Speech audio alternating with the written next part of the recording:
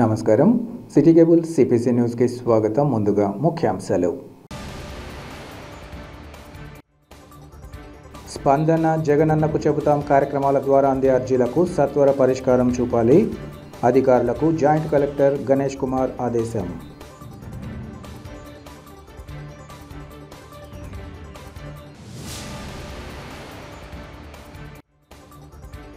రాష్ట్ర ఉప ముఖ్యమంత్రి అంజద్ బాషాను విమర్శించే హక్కు మాధవికి లేదు.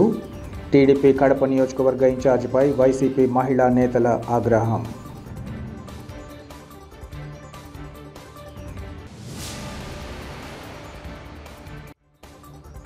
గండి శ్రీ వీరాంజనేయ స్వామి ఆలయ హుండీల లెక్కింపు. నగదు, బంగారు, వెండి నగలతో స్వామివారి పట్ల తమ భక్తిభావాన్ని చాటుకున్న భక్తజనం.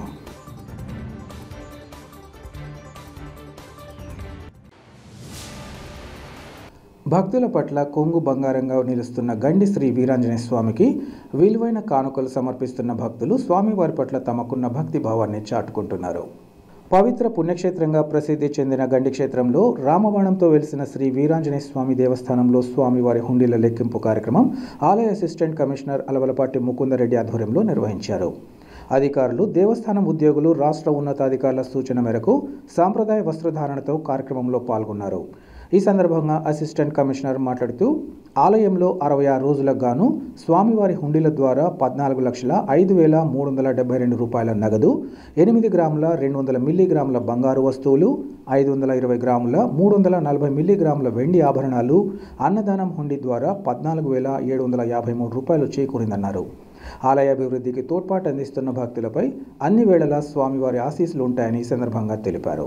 ఈ కార్యక్రమంలో ఆలయ పాలక మండలి చైర్మన్ కావలి కృష్ణతేజ, జిల్లా దేవాదాయ శాఖ ఇన్స్పెక్టర్ జనార్దన్, ఆలయ ప్రధాన ఉప ప్రధాన అర్చకులు కేసరి స్వామి, రాజాస్వామి, పాలక మండలి సభ్యులు, Chakrayapeta APG bank manager Ashok Kumar, RK Valley police station సిబ్బంది, ఇంకా ఆలయ సిబ్బంది పాల్గొన్నారు. టీడీపీ కడప నియోజకవర్గ ఇన్ఛార్జ్ మాధవికి రాష్ట్ర ఉప ముఖ్యమంత్రి అంజద్ బాషా గురించి మాట్లాడే నైతిక హక్కు లేదని వైఎస్ఆర్సీపీ మహిళా నేతలు తెలిపారు. కడపలోని డిప్యూటీ సీఎం క్యాంపు కార్యాలయంలో ఏర్పాటు చేసిన విలేకరుల సమావేశంలో వారు మాట్లాడారు. ఎన్నికలను దృష్టిలో ఉంచుకుని టీడీపీ కడప నియోజకవర్గ ఇన్ఛార్జిగా నియమితులైన మాధవి తొలుత నోరు అదుపులో పెట్టుకోవాలని సూచించారు. అభివృద్ధి, సంక్షేమం గురించి ఏమీ తెలియని మాధవి తొలుత వాటి గురించి తెలుసుకోవాలని అన్నారు. 2014తో పాటు అంతకుముందు ముఖ్యమంత్రిగా ఉన్న చంద్రబాబు జిల్లాతో పాటు కడప నగరానికి ఏమి చేశారో తెలియజేయాలన్నారు. అంజద్ బాషా కుల మతాలు, ప్రాంతాలకు అతీతంగా అందరినీ కలుపుకుంటూ పోతూ అన్ని ప్రాంతాలలో మంచి పేరు సంపాదించుకుంటున్నారని అన్నారు. కడప నగరం ఏ మేర అభివృద్ధి చెందిందో నువ్వు కితాబు ఇవ్వాల్సిన అవసరం లేదని, కళ్లకు కట్టినట్టుగా నగరం అన్ని విధాల అభివృద్ధి పదంలో పయనిస్తోందని ప్రజలే చెబుతున్నారన్నారు.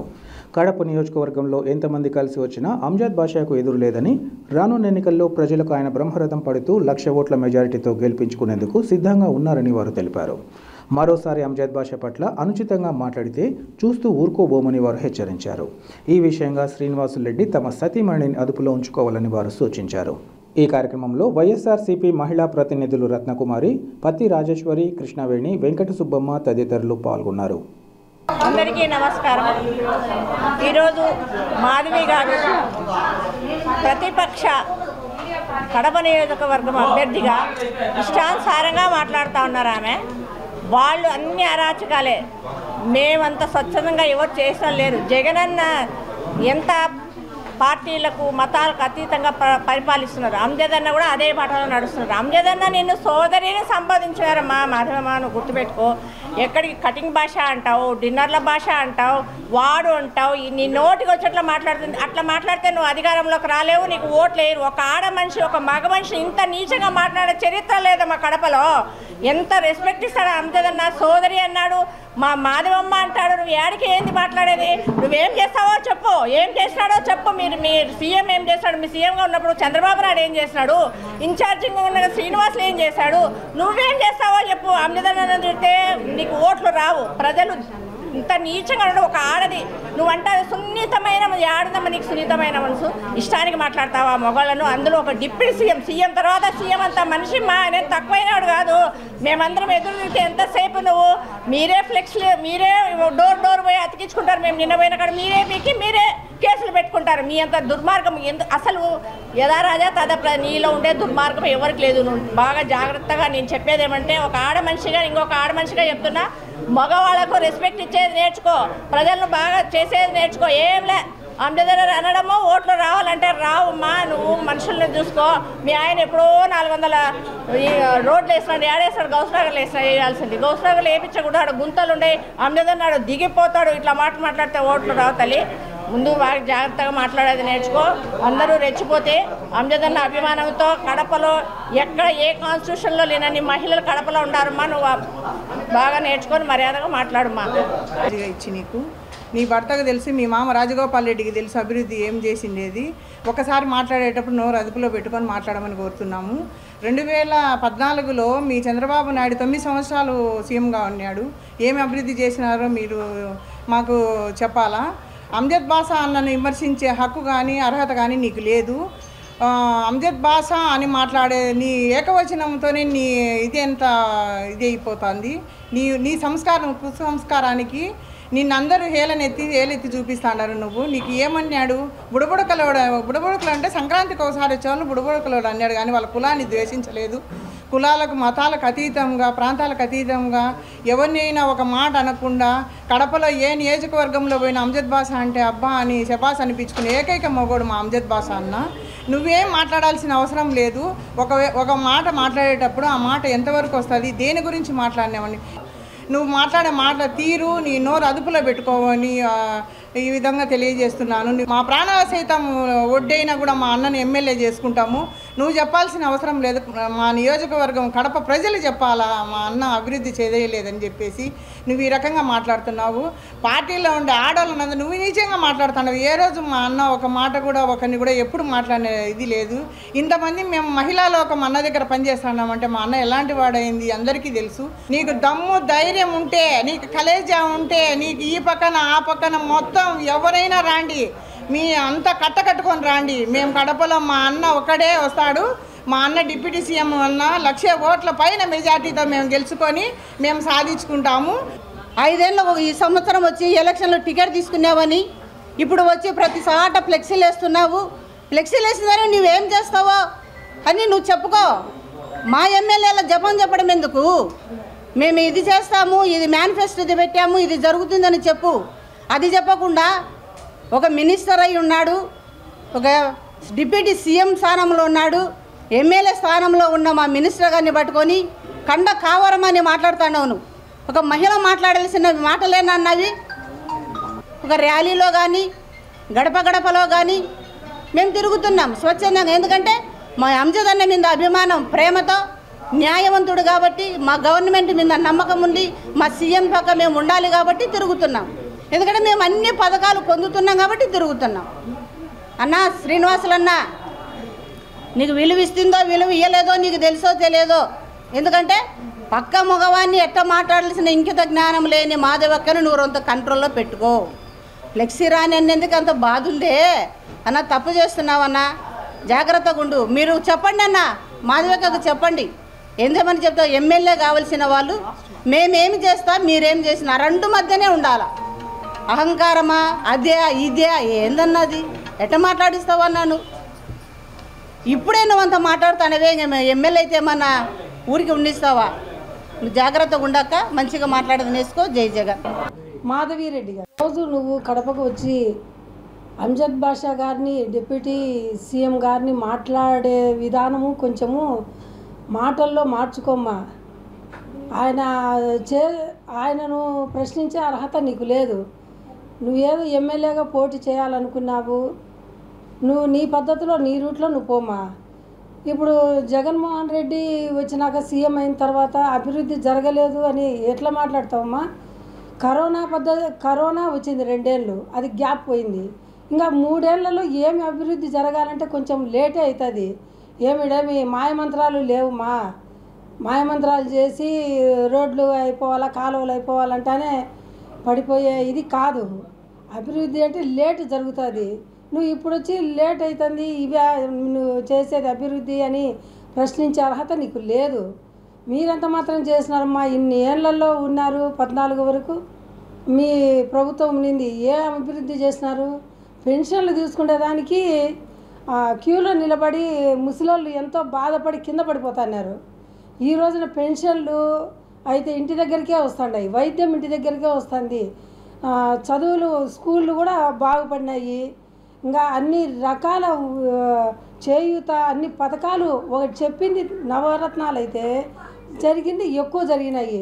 అవన్నీ గుర్తుకు రావమ్మా. మీరు ఏం చేసినారని మీ ప్రభుత్వంలో చంద్రబాబు నాయుడు ఏం చేసినాడు, ఏం బొరగబెట్టినాడు, ఏమో చేసినట్టు ఇప్పుడు వచ్చి ఓ అని మీరు మాట్లాడితే పద్ధతి కాదమ్మా. ఆయన ఎంతో ఇదిగా ఒక చెల్లెమ్మలాగా ఒక సోదరిలాగా ఆయన మాట్లాడుతుంటే నువ్వు అంజద్ బాషా అని ఏకవచనంతో మాట్లాడతావా?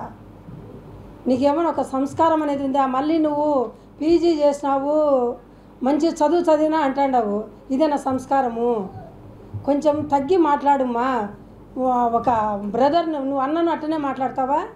ప్రతి ఒక్క పని కాదు అనకుండా చేసి పెడతా అంటే ఈరోజు నువ్వు వచ్చి రోజుకొక ప్రెస్ మీటింగ్ రోజుకు ఈ రోజునంటావు ఆడ స్టిక్కర్లు పేరుకేసి బెదిరించినారంటారు. బెదిరించేది నువ్వు చూసినావమ్మా?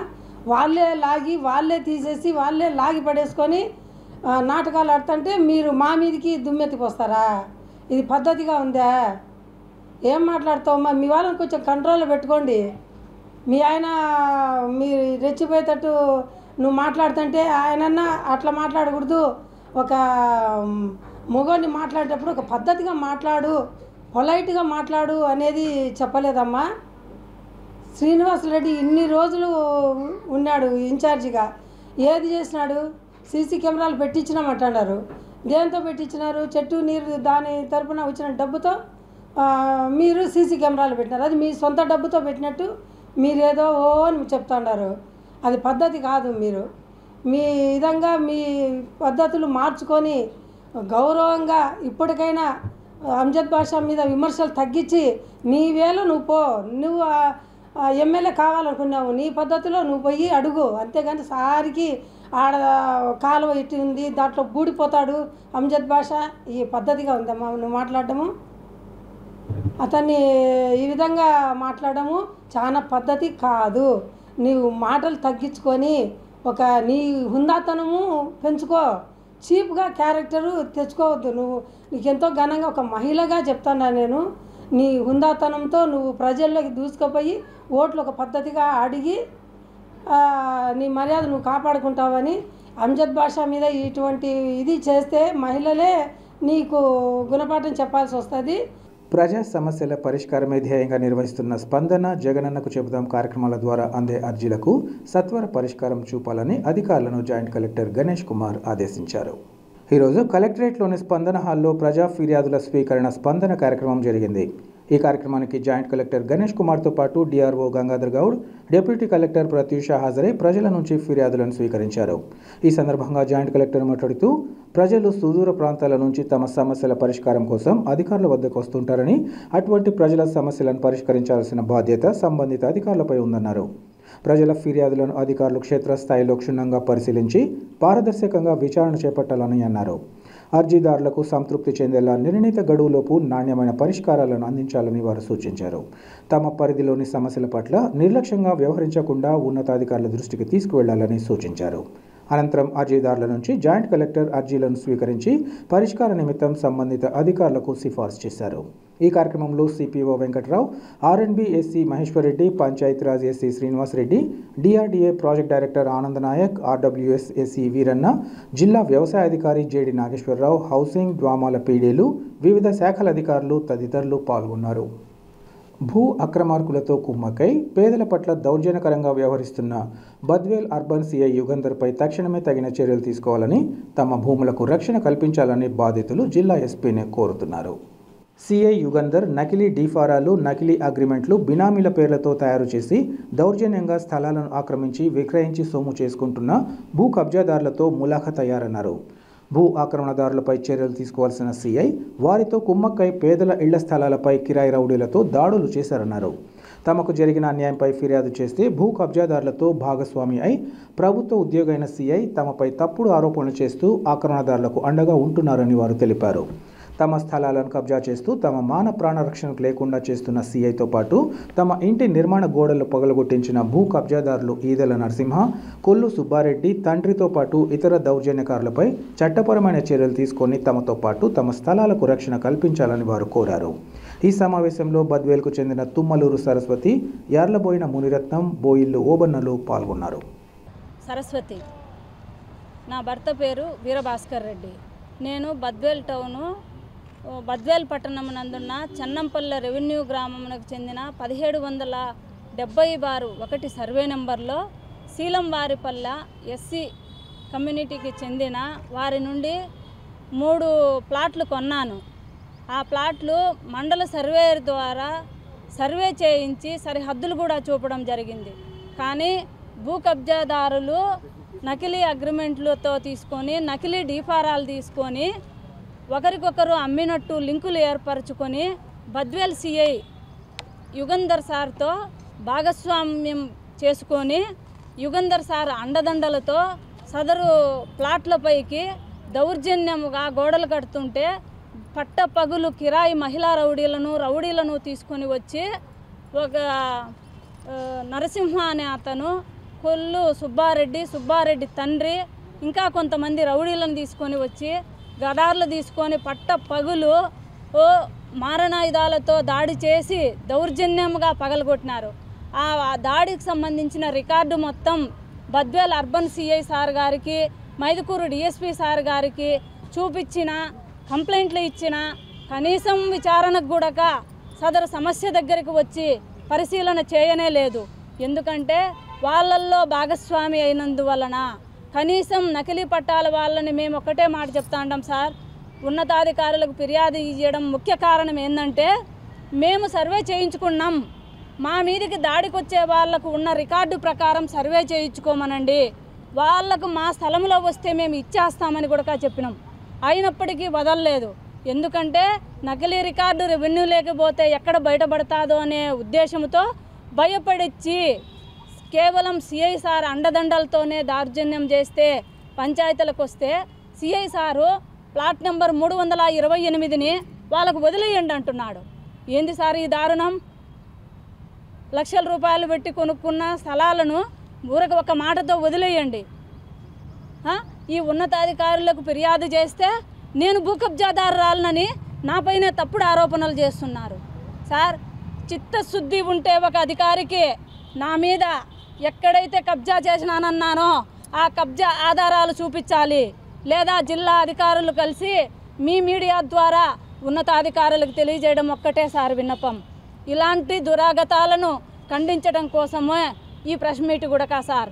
మీ అందరి సహకారంతో ఉన్నతాధికారుల దృష్టికి తీసుకెళ్ళి సిఐ పైన కఠిన చర్యలు తీసుకోవాలి. ఇలాంటి ఈ సంఘటనలు పునరావృతం కాకూడదు. అందుకు సంబంధించిన దాడి దృశ్యాలకు సంబంధించిన వీడియోలను మీకు ఇస్తాండాం సార్. 24వ తేదీ డిసెంబర్ 24వ తేదీ బేస్మెంట్ పగలగొట్టినారు.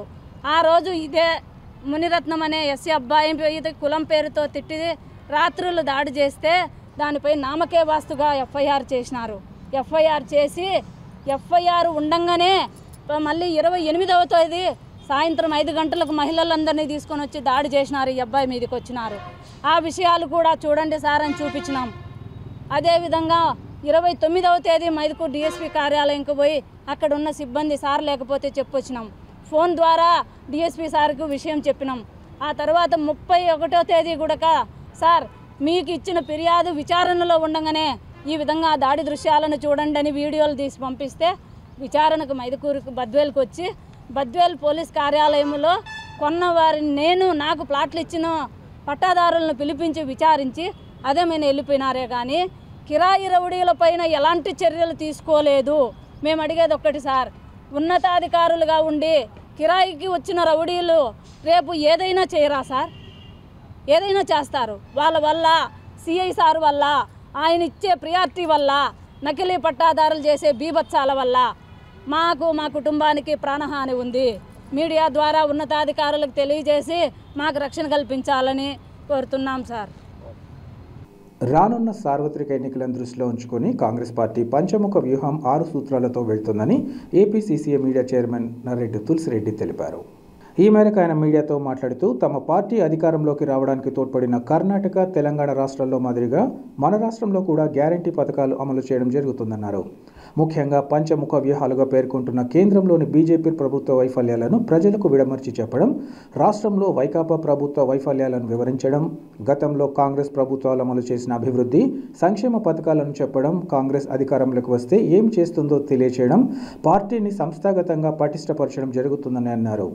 అలాగే 6 సూత్రాల విషయానికి వస్తే 3 లక్షల వరకు వ్యవసాయ రుణాల మాఫీ, 500కే గ్యాస్ సిలిండర్ సరఫరా, నిరుపేద కుటుంబాలకు నెలకు 6,000 ఆర్థిక సహాయం, ప్రత్యేక హోదా అమలు, రాయలసీమకు, ఉత్తరాంధ్రకు బుందేల్ఖండ్ తరహా అభివృద్ధి ప్యాకేజ్ అమలు, కడప జిల్లాలో స్టీల్ ప్లాంట్, పోలవరం పూర్తి చేయడంతో పాటు విభజన చట్టంలో పేర్కొనబడి అపరిష్కృతంగా ఉన్న అన్ని సమస్యలను పరిష్కరించడం జరుగుతుందన్నారు.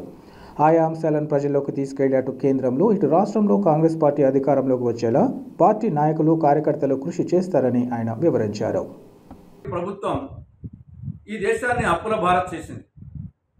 గతంలో కేంద్ర ప్రభుత్వం చేసిన అప్పులు ఎంత, మోడీ ప్రభుత్వం వచ్చిన తర్వాత చేసిన అప్పులు ఎంత అనేది విడమర్చి చెప్పడం.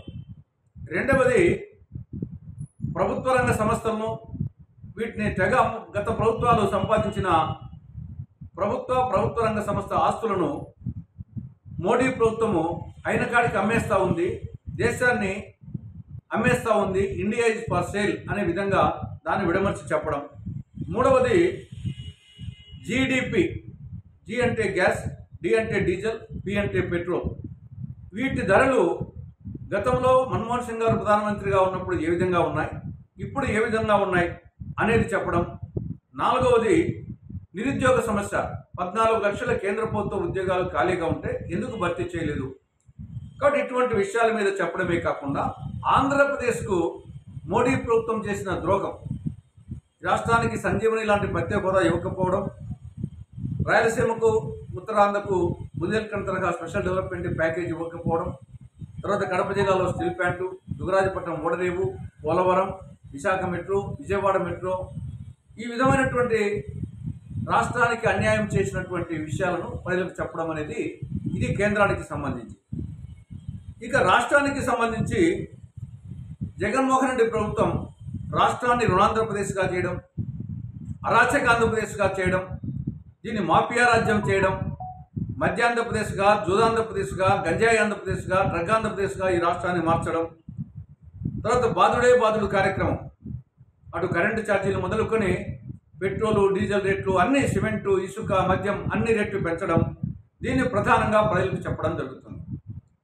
తర్వాత గతంలో కాంగ్రెస్ ప్రభుత్వాలు ఏం చేశాయి, ప్రత్యేకించి ఈ యొక్క జలయజ్ఞం కానీ, ఆరోగ్యశ్రీ కానీ, 108, 104, ఉచిత విద్యుత్తు, సబ్సిడీ బియ్యం, ఇందిరమ్మ ఇల్లు, అమ్మహస్తం, బంగారు తల్లి, ఇవన్నీ కూడా గతంలో కాంగ్రెస్ ప్రభుత్వాలు అమలు చేసిన పథకాలు, వాటి గురించి చెప్పడం. ఇక కాంగ్రెస్ అధికారంలోకి వస్తే ఏమి చేస్తుంది అంటే 6 సూత్రాల కార్యక్రమం. అందులో నంబర్ 1, 3 లక్షల రూపాయల వరకు వ్యవసాయ రుణాల మాఫీ. ఈరోజు రైతులు తీవ్ర ఇబ్బందుల్లో ఉన్నారు, అప్పుల ఊబిలో కూరుకుపోయి ఆత్మహత్యలు చేసుకుంటున్నారు. కాబట్టి రైతులను ఇమ్మీడియట్గా ఆదుకోవాల్సిన అవసరం ఉంది. కాబట్టి 3 లక్షల రూపాయల వరకు వ్యవసాయ రుణాల మాఫీ. రెండవది, వంట గ్యాస్ సిలిండర్ ధర విపరీతంగా పెరిగి గృహిణులు వంటగదిలోకి పోవాలంటే భయపడుతున్నారు. కాబట్టి 500 రూపాయలకే వంట గ్యాస్ సిలిండర్ సరఫరా. మూడవది, పేద కుటుంబాలకు, నిరుపేద కుటుంబాలకు నెలకు 6,000 రూపాయలు ఆర్థిక సహాయం చేయడం. నాలుగవది, ప్రత్యేక హోదాను తొలి రోజు నుంచే అమలు చేయడం. 5, రాయలసీమకు, ఉత్తరాంధ్రకు బుందేల్ఖండ్ తరహా స్పెషల్ డెవలప్మెంట్ ప్యాకేజ్ అమలు చేయడం. 6వ దీని కింద విభజన చట్టంలో పేర్కొనబడి అపరిష్కృతంగా ఉన్న అన్ని సమస్యలు, కడప జిల్లాలో స్టీల్ ప్లాంట్ మొదలుకొని, పోలవరం మొదలుకొని, ఇవన్నీ ఏడాది లోపల పూర్తి చేయడము అనే ప్రధాన అంశాలతో పాటు ఇటీవల తెలంగాణలో అన్ని వర్గాలను ఆర్థికంగా ఆదుకుంటున్న ముఖ్యమంత్రి వైఎస్ జగన్మోహన్ రెడ్డి ఎస్సీ, ఎస్టీల పురోగతికి తమ వంతుగా తోడ్పాటు అందించాలని ఆయా వర్గాల ప్రతినిధులు కోరారు. కడప నగరంలోని ఆర్టీసీ బస్టాండ్ వద్ద గల అంబేద్కర్ విగ్రహం వద్ద ఎస్సీ, ఎస్టీ వర్గాలు సబ్సిడీ మొత్తం నిధులు విడుదల చేయాలని డిమాండ్ చేస్తూ ఆందోళన నిర్వహించారు. ఈ సందర్భంగా వారు మాట్లాడుతూ రాష్ట్రంలోని ఎస్సీ, ఎస్టీలు పారిశ్రామికవేత్తలుగా ఎదగాలని, ఆర్థికంగా ఉన్నత స్థానాల్లో ఉండాలని కోరుకుంటూ రుణాలు అందించడం జరిగిందన్నారు. అయితే రుణానికి సంబంధించి సబ్సిడీలు విడుదల చేయడంలో నిర్లక్ష్యంగా వ్యవహరించడం ఏమాత్రం తగదన్నారు. తమ కుటుంబ పోషణ, పిల్లల భవిష్యత్తును దృష్టిలో ఉంచుకొని వాహనాలు తీసుకోగా సబ్సిడీ విధులు కాకపోవడంతో తీవ్ర ఇబ్బందులు ఎదుర్కొంటున్నామని అన్నారు. ఇచ్చిన మాట మీద నిలబడి సబ్సిడీ నిధులు మంజూరు చేస్తారనుకుని తాము వడ్డీలకు తెచ్చి వాహనాలను కొనుగోలు చేయడం జరిగిందని, ఇటువంటి తరుణంలో ప్రస్తుతం దిక్కుతోచని స్థితిలో ఉన్నామని అన్నారు. ఇప్పటికైనా ముఖ్యమంత్రి తమ ఇబ్బందులను గుర్తించి తక్షణమే సబ్సిడీ నిధులను వెంటనే విడుదల చేసి ఆదుకోవాలని కోరారు.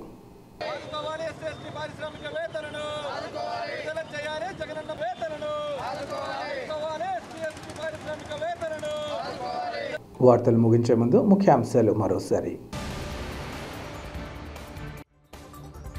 స్పందన జగనన్నకు చెబుతాం కార్యక్రమాల ద్వారా అందే అర్జీలకు సత్వర పరిష్కారం చూపాలి. అధికారులకు జాయింట్ కలెక్టర్ గణేష్ కుమార్ ఆదేశం.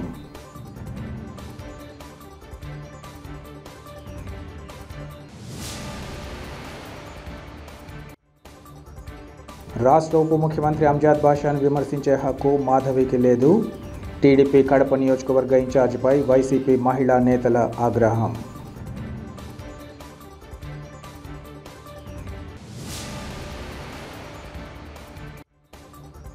గండి శ్రీ వీరాంజనేయ స్వామి ఆలయ హుండీల లెక్కింపు. నగదు, బంగారు, వెండి నగలతో స్వామివారి పట్ల తమ భక్తిభావాన్ని చాటుకున్న భక్తజనం.